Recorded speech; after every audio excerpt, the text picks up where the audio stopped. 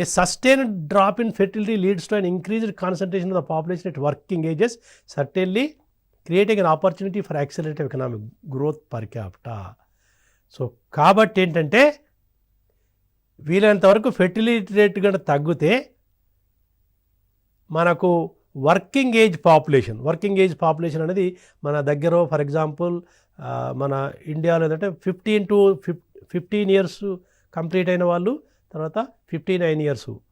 So ఈ మధ్యలో ఏదైతే జనాభా ఉందో వాళ్ళంతా వర్కింగ్ ఏజ్ గ్రూప్ ఉంటాడు. సో ఫెర్టిలిటీ తగ్గినప్పుడు ఏంటంటే ఈ వర్కింగ్ ఏజ్ గ్రూప్ యొక్క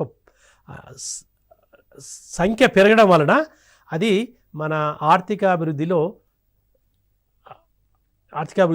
యాక్సిలరేటెడ్ ఎకనామిక్ గ్రోత్ అంటే తలసరి ఆదాయం పెరుగుదలకు దోహదపడుతుంది.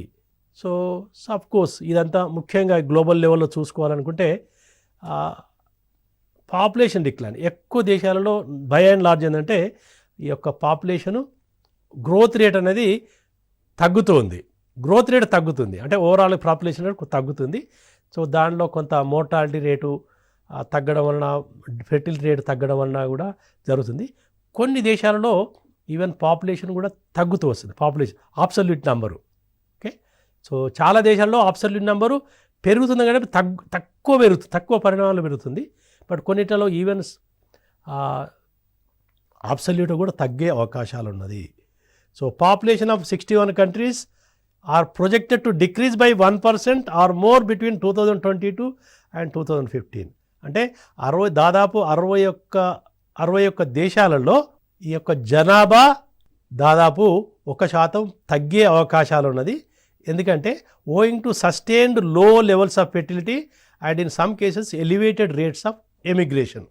అంటే దాదాపు ఏంటంటే ఫెర్టిలిటీ రేటు తగ్గడం వలన చాలా సస్టైన్డ్ కంటిన్యూ అవుతుంది. కొన్ని దేశాలలో ఫెర్టిలిటీ రేటు తగ్గడం వలన నీకు జనాభా ఏదైతే యూత్ జనాభా అనేది ఎంత ఉందో అది తగ్గుతూ వస్తుంది. సో తర్వాత కొన్ని దేశాలలో ఏంటంటే ఎమిగ్రేషన్ అంటే చాలామంది ఏంటంటే బయటకు కూడా మైగ్రేట్ కావడం జరుగుతుంది.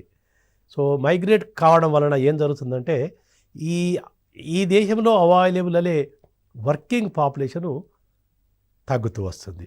సో ఇవన్నీ కారణాల వలన ఏమవుతుందంటే జనాభా ఎక్కువ పెరుగుతున్న సమస్య, తక్కువైనా పర్లేదు తక్కువ ఉన్న సమస్యని. సో తక్కువ ఉండడం వలన ఏంటంటే కొన్ని దేశాలు ఫర్ ఎగ్జాంపుల్ జపాను అండ్ కొన్ని దేశాలలో ముఖ్యంగా యూరోపియన్ అండ్ ఈ దేశాలలో ఏమవుతుందంటే జనాభా తగ్గడం వలన ఫెర్టిలిటీ రేట్ తగ్గడం వలన ఏంటంటే యువకుల సంఖ్య తగ్గడము, ఈ యొక్క 60+ ఏజ్ గ్రూప్ వాళ్ళ సంఖ్య పెరగడం జరుగుతుంది. 60+ జనాభా పెరగడం వలన ఎందుకంటే మనము 60+ తర్వాత మనం వర్కింగ్ ఏజ్ గ్రూపు అది నార్మల్గా అయితే కాదంటారు. బట్ వాళ్ళపై ప్రెషర్ పడుతుంది, వాళ్ళు పని చేయాల్సిన అవసరం ఉంటుంది, కొన్ని పని చేయలేకపోతుంటారు. దీనివల్ల అంటే ఉత్పత్తిపై ప్రభావం పడుతుంది. ఉదాహరణకు మనకి ఫర్ ఎగ్జాంపుల్ కొన్ని పరిశ్రమలు ఉన్నాయనుకోండి, పరిశ్రమలో పనిచేయడానికి మనకు వర్కింగ్ ఏజ్ గ్రూప్ పాపులేషన్ కావాలి.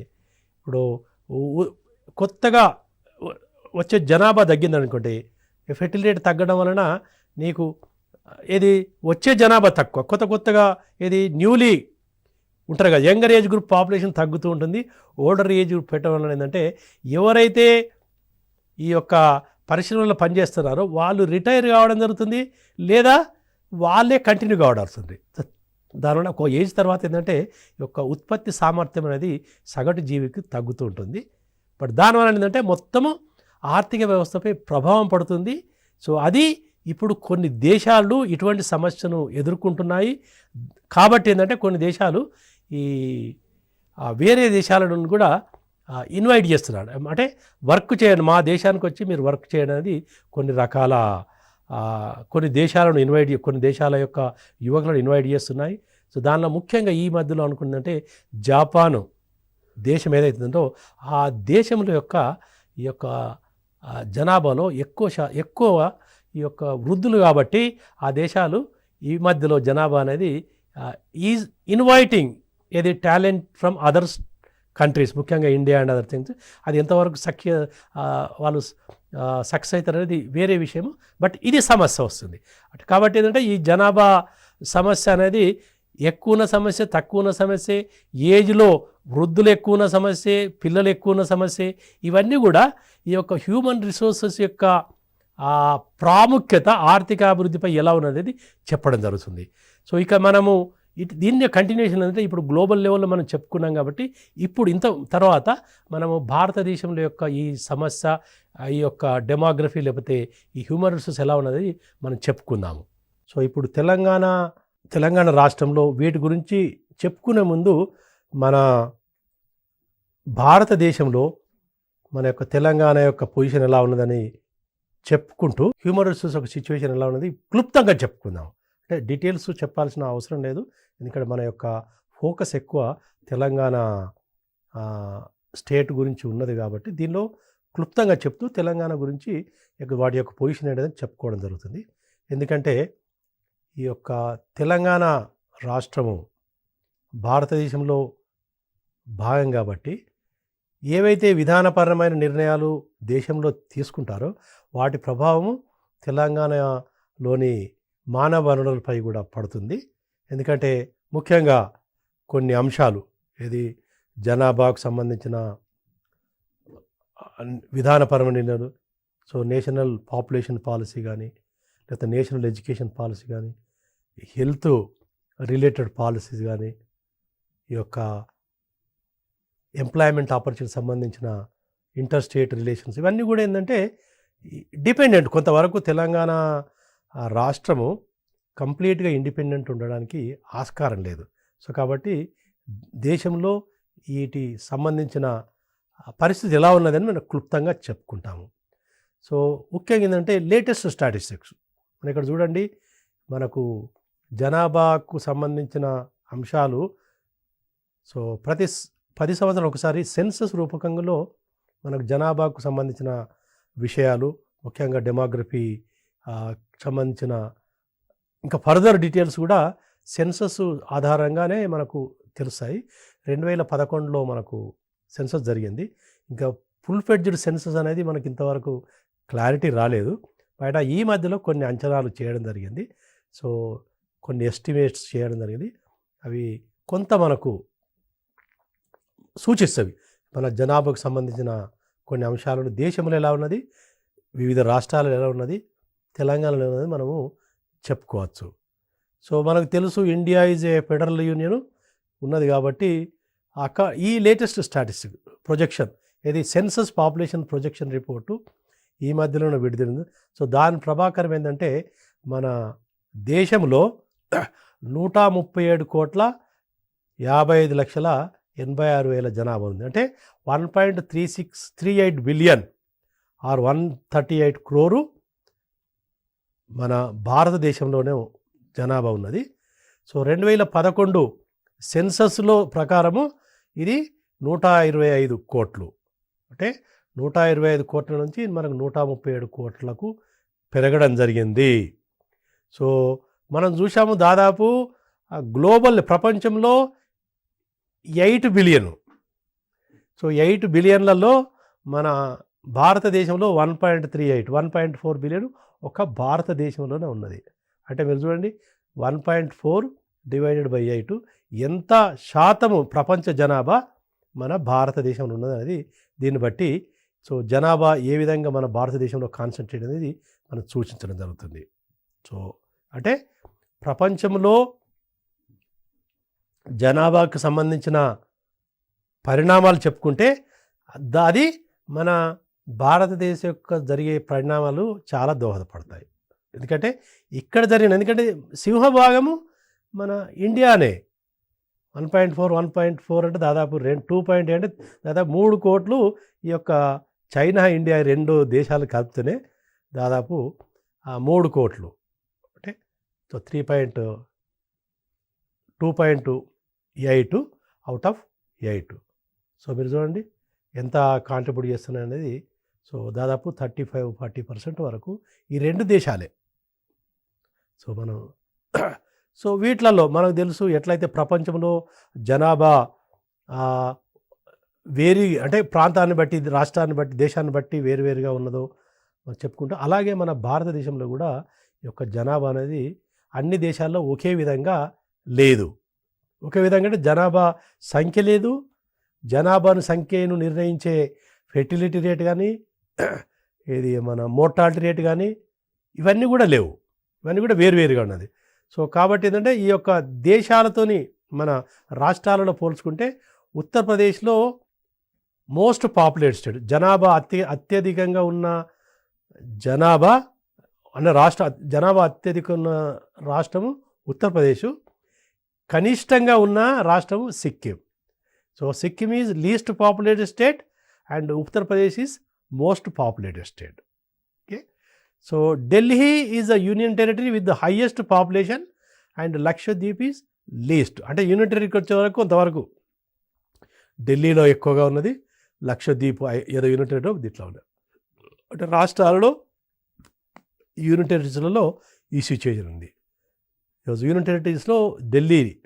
సో ఓవరాల్గా సినారియో చూసుకుంటే లేటెస్ట్ ఇన్ఫర్మేషన్ చూసుకునే వరకు సో ఇది 1.38 1.37 కొంత సమయాన్ని బట్టి లైట్గా వేరియేషన్ ఉంది. ఓకే, సో కొన్ని అంటే కొంత స్లైట్, బట్ ఓవరాల్ ట్రెండ్ 1.37 అని ఇంతవరకు చెప్పుకున్నా, ఇప్పుడు 1.38 అయినాయి చెప్తున్నారు. సో అంటే జనవరి, అంటే ఎగ్జాక్ట్ డేట్ నాట్ ప్రొజెక్ట్ అయింది. సో ఇదివరకు ఏంటంటే 2021 కింద ఉండొచ్చు. So India population in crores. So అంటే దాదాపు మనం ఆల్రెడీ 139 కోట్లు 2022లో, అంటే 137 2021 అనుకోవచ్చు మనం. సో దానిలో మేల్ పాపులేషన్ ఏంటంటే 71.68 crores. So female population 67.12 crores, అంటే 67 మిలియన్స్లో చెప్పుకుంటే అయింది. So male population female population కంటే ఎక్కువ ఉన్నది. సో ఫీమేల్ పాపులేషన్ అనేది ఈ యొక్క సెక్స్ రేషియోను, అంటే సెక్స్ రేషియో అంటే మేల్ ఎంతమంది, ఒక 1000 మేల్స్ ఉంటే ఎంతమంది ఫీమేల్స్ ఉన్నారు, దాన్నే మనం సెక్స్ రేషియో అంటారు. ఆ సెక్స్ రేషియో ఈ యొక్క లేటెస్ట్ స్టాటిస్టిక్ ప్రకారం 948, అంటే ఒక 1000 మంది పురుషులుంటే 948 మంది మహిళలు ఉన్నట్టు ఇది చెప్పడం జరుగుతుంది. సో ఇది జెండర్. తర్వాత ఇక ఏజ్ గ్రూప్, ఏజ్ స్ట్రక్చర్కి వచ్చేవారికి ఇంపార్టెంట్ ఇది. సో దాదాపు 50% ఇంత కరెంట్ పాపులేషను 0 to 25 yearsలో దాదాపు 50% జనాభా ఈ యొక్క 25 సంవత్సరాల లోపు వాళ్ళే ఉన్నారు. ఓకే, సో దాదాపు సగటున ఇది ఒక నిమిషానికి మన ఇండియాలో 51 బర్త్స్ జరుగుతున్నాయి. అంటే and average 51 births are taking place in a minute. So చూడండి, ఒక నిమిషంలో ఎంతమంది వస్తున్నారు. ఇది బ్రీఫ్గా. ఇంకా కొంచెం ఫర్దర్ డీటెయిల్స్ చూసుకుంటే, ఫర్ ఎగ్జాంపుల్ ఇంత మునుపు దీని గురించి డెన్సిటీ అంటే సో మొత్తం ఒక కిలోమీటర్కు ఎంతమంది సగటు జనాభా నిర్ణయిస్తున్నారు. ఇది so 473.42 population per square kilometre. అంటే స్క్వేర్ కిలోమీటర్లో ఇప్పుడు ప్రస్తుతం 2021లో 470 మంది జనాభా నివసిస్తున్నారు. సో గ్రోత్ రేటు అంటే పోయిన డికేడ్ 2011తో పోల్చుకుంటే 2021లో జనాభా వృద్ధి రేటు దాదాపు 0.6, అంటే అన్ యావరేజ్, అంటే సగటున ప్రతి సంవత్సరము 6.68% పెరుగుతూ వస్తున్నది. సో బర్త్ రేటు అంటే 1000 పాపులేషన్కి birth rate 16.42 births. Okay, latest statistics ప్రకారం. ఎందుకంటే మనం ఇదివరకు చెప్పున్నాం డెత్ రేట్ ఏంటంటే 9.42. సగటున 1000 జనాభా ఉంటే దాంట్లో మరణించే వారి సంఖ్య సగటున 9.42 ఉన్నది ప్రస్తుతం. అంటే గత సంవత్సరంలో చూసుకుంటే ఇట్లా ఉన్నది. అంటే మనకు చూడు, బర్త్స్ అనేది డెత్స్ కంటే ఎక్కువ ఉన్నది కాబట్టి సో అది మన జనాభా సంఖ్యపై జనాభా ఎంత అనేది ప్రభావం పడుతుంది. సో జనాభా పెరగడానికి కారణం ఏంటంటే ఈ రెండింటి మధ్యలో వ్యత్యాసము ఉన్నది. ఆ వ్యత్యాసము births are more than deaths కాబట్టి పాపులేషన్ పెరగడానికి అవకాశం ఉంది. సో ఇది బ్రీఫ్గా డెమోగ్రఫిక్ ఆ ఫీచర్స్ కింద వస్తుంది. దేశంలో మనం ఆల్రెడీ చెప్పాము, ఏ దేశాల్లో ఎక్కువ ఉన్నదంటే ఏ రాష్ట్రాలలో ఎక్కువ ఉన్నదంటే సో మోస్ట్ పాపులర్ స్టేట్స్ అంటే ఒక 10 రాష్ట్రాలు మొత్తం రాష్ట్రాలలో మన లార్జెస్ట్ స్టేట్స్ ఫస్ట్ యూపీ 23.32 కోట్లు. అంటే మీరు చూడండి 138 క్రోర్లలో 137 క్రోర్లలో 23 కోట్లు ఒక్క ఉత్తరప్రదేశ్లోనే ఉన్నారు. మీరు చూడండి ఎంత శాతం చెక్ చేసుకోవచ్చు. తర్వాత మహారాష్ట్ర, బీహారు, వెస్ట్ బెంగాలు, మధ్యప్రదేశ్, రాజస్థాన్, తమిళనాడు, గుజరాత్, కర్ణాటక, ఆంధ్రప్రదేశ్ ఈ రాష్ట్రాలలో ఎక్కువ జనాభా ఉన్నది. 10 లార్జెస్ట్ స్టేట్స్. సో వీటిలలో మన తెలంగాణ లేదు. అంటే Telangana is not a that largest list కాదు, అంటే తర్వాత ఉన్నది దాని విధంగా. So it is less than 5.3 crores. ఎంత ఉందో ఖచ్చితంగా మనం తర్వాత చెప్పుకుందాము. సో తర్వాత లీస్ట్ పాపులేషన్, అసలు జనాభా కనిష్టంగా ఉన్న దేశాలు కనిష్టంగా ఉన్నది మనం ఆల్రెడీ సిక్కిం అని చెప్పాము. సిక్కిం తర్వాత మిజోరాం, అరుణాచల్ ప్రదేశ్, గోవా, నాగాలాండ్, మణిపూర్, మేఘాలయ, త్రిపుర, హిమాచల్ ప్రదేశ్. సో దాదాపు ఒక గోవాను మినహాయిస్తే మిగతా అన్ని అది ఒకటే ప్రాంతంలో ఆ నార్త్ ఈస్ట్ ఆ ప్రాంతంలోనే ఉన్నాయి. ఇవన్నీ ఆ దేశం నార్త్ ఈస్ట్ ప్రాంతంలో ఇవన్నీ దేశాలు ఉన్నాయి. సో దాంట్లో కనిష్టంగా అంటే ఫర్ ఎగ్జాంపుల్ సిక్కింలో 6.77 లక్షలే.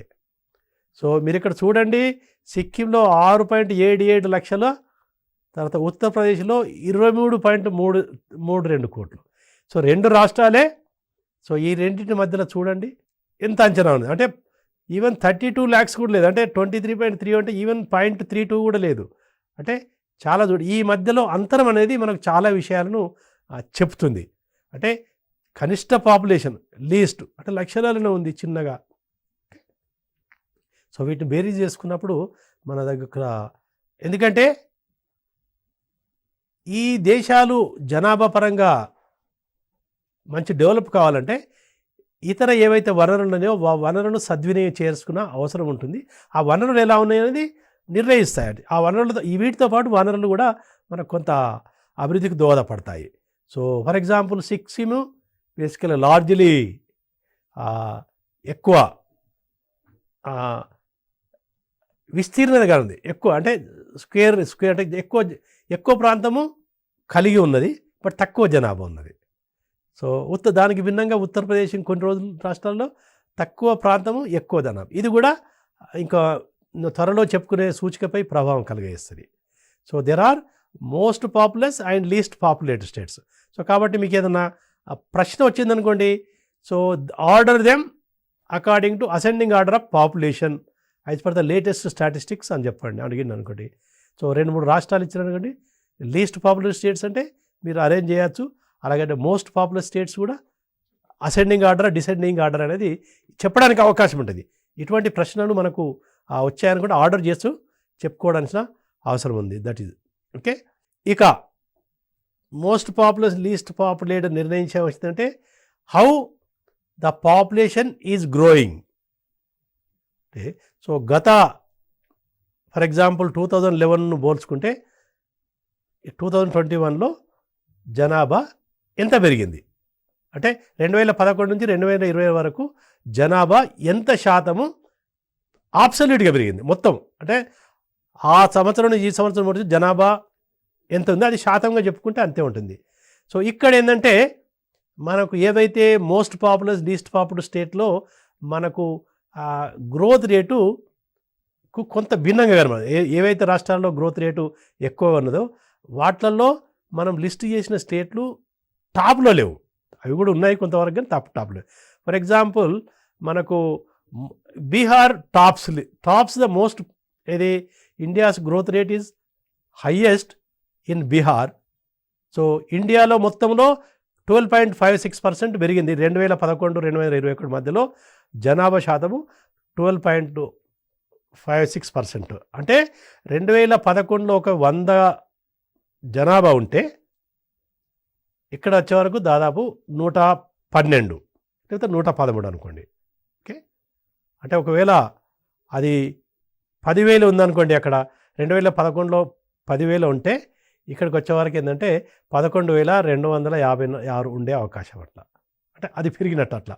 సో దాంట్లో బీహారు 18.16%, జార్ఖండ్, హర్యానా, మధ్యప్రదేశ్, రాజస్థాన్, గుజరాత్, తర్వాత ఛత్తీస్గఢ్, ఉత్తరప్రదేశ్, ఉత్తరాఖండ్, అస్సాం. సో ఉత్తరప్రదేశ్ చూడండి 7th rank, but it is the most population state, but in growth rate it is 7th in order, అంటే 7th in order when compare to other states. So UP growth rate is less and Bihar చాలా ఎక్కువగా ఉన్నది. So తర్వాత ఇవన్నీ చూసుకోండి. ఈ రాష్ట్రాలన్నీ చూడండి, ఇది ఒక విధంగా చూడండి, ఈ రాష్ట్రాలన్నీ కూడా నార్త్ ఈస్ట్ సైడ్లో ఉండండి, అంతే కదా, నార్త్ వెస్ట్ ఈ సైడ్లో కూడా. బట్ సదర్న్ పార్ట్ ఏ రాష్ట్రం కూడా సౌత్ ఇండియాలో ఏ రాష్ట్రం కూడా ఆ పాపులేషన్ గ్రోత్ రేట్లో టాప్ గ్రోత్ రేట్లో లిస్ట్ కాలేదు. సో అంటే ఏంటంటే southern states are I don't know growth rates మనం తక్కువ ఉన్నాయని అనుకుంటే వీటితో రాష్ట్రాలతో పోల్చుకుంటే తక్కువ ఉన్నది అంటే. So that way I think south states are some time they say they are faring better in population growth when compare to north states. So north స్టేట్లో కూడా కొన్ని, ఫర్ ఎగ్జాంపుల్ బీహార్, మధ్యప్రదేశ్ ఈ రాష్ట్రాలు కొంత ఎక్కువ గ్రోత్ రేట్ను కలిగి ఉన్నాయి. సో అది, సో అట్లా అంటే ఇవన్నీ కూడా చూడండి. ఒకసారి మనం బీమార్ స్టేట్స్ అని కూడా ఉంటారు. బీమార్ అంటే బీహార్, మధ్యప్రదేశ్, రాజస్థాన్, ఉత్తరప్రదేశ్, ఏవైతే ఎక్కువ రాష్ట్రాలు బీమార్ స్టేట్స్ అని ఒకప్పుడు మనం పరిగణించలో, ఆ రాష్ట్రాలలో ఈ హై గ్రోత్ రేట్ అనేది కొంత ఎక్కువ ఉన్నట్టు ఈ లిస్ట్లో మనం చూసుకోవచ్చు. ఎందుకంటే బీహార్ తర్వాత రాజస్థాన్, ఉత్తరప్రదేశ్ ఈ 3-4 రాష్ట్రాలు ఈ యొక్క బీమార్ స్టేట్లో భాగంగానే ఉన్నాయి ఒకప్పుడు. సో లోయెస్ట్ గ్రోత్ రేట్స్ చూడండి. సో లోయెస్ట్ గ్రోత్ వచ్చే వరకు మన సదర్న్ స్టేట్సే ఎక్కువ ఉన్నాయి. సో తమిళనాడు టాప్స్, అంటే లీస్ట్ గ్రోత్ రేట్ అనేది తమిళనాడు 6%. సో మీరు అక్కడ చూడండి, అక్కడ 18% ఎక్కడ, ఇక్కడ 6% ఎక్కడ. సో తమిళనాడు, కేరళ, యాక్చువల్లీ కేరళను ఒక అనుకున్నాము, but Tamil Nadu is surpassed. So 2011లో పోల్చుకుంటే తమిళనాడులో గ్రోత్ రేట్ తక్కువగా ఉంది. అంటే ఇట్ ఈస్ కేరళను డామినేట్ చేసే అవకాశాలు కనబడుతున్నాయి ఇట్లా చూస్తుంటే. సో మన తెలుగు రాష్ట్రాలు కూడా దీనిలో ఫిగర్ అవుట్ అయినాయి. ఆంధ్రప్రదేశ్ వచ్చింది, తర్వాత 8th పొజిషన్లో తెలంగాణ కూడా ఉన్నది. సో దట్ వే ఏంటంటే south states are performing better.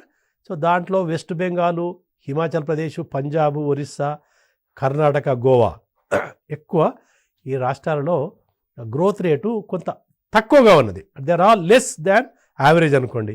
Average కంటే తక్కువ ఉన్న రాష్ట్రాలు ఇవి, బట్ ఇవన్నీ చాలా okay. So growth rate is low in the states, particularly in southern states.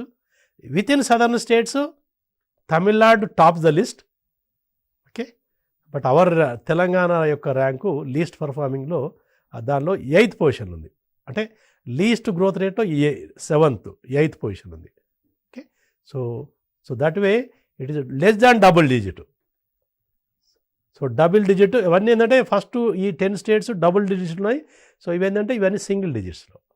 So Goa almost near double డిజిట్స్కి వచ్చింది.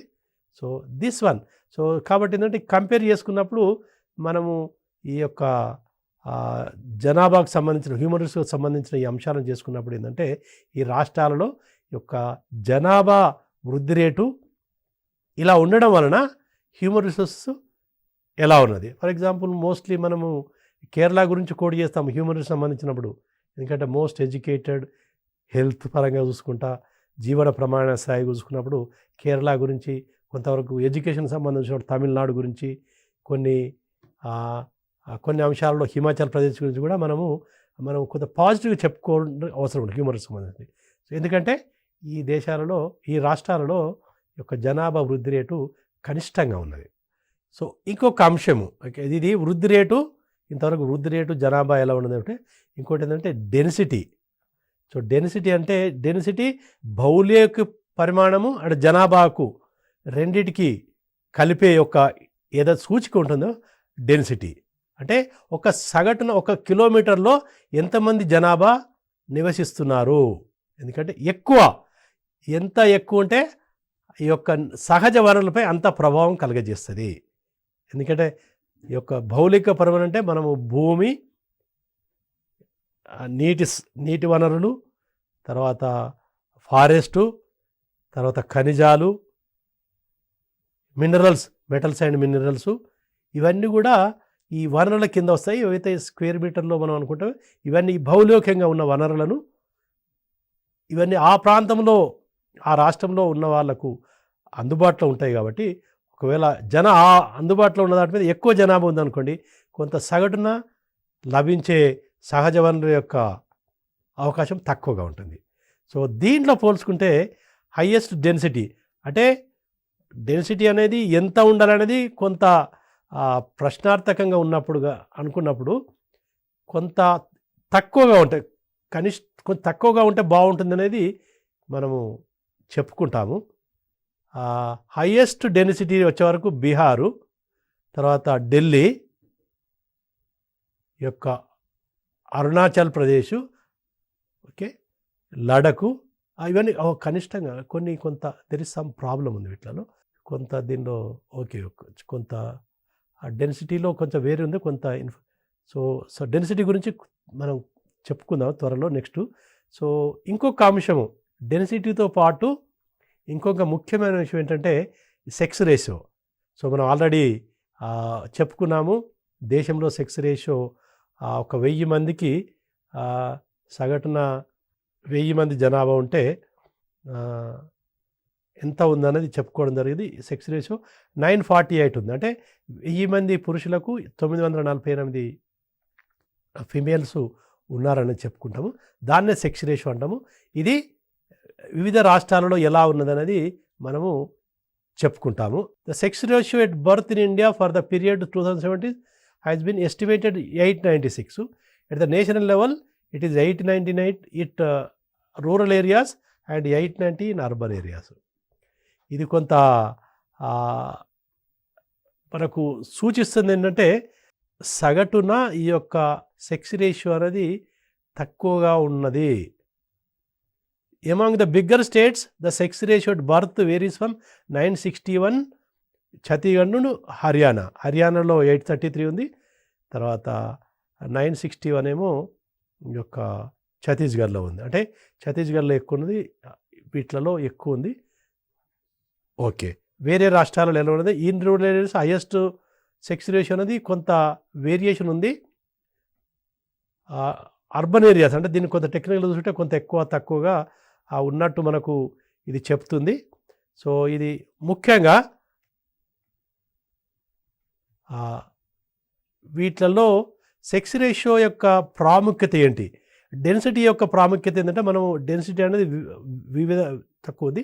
ఫర్ ఎగ్జాంపుల్ నార్త్ ఇండియన్ స్టేట్లలో ల్యాండ్ ఏరియా ఎక్కువ ఉండి తర్వాత జనాభా ఎక్కువ ఉన్నప్పుడు ఏమవుతుందంటే డెన్సిటీ అనేది ఎక్కువగా ఉంటుంది.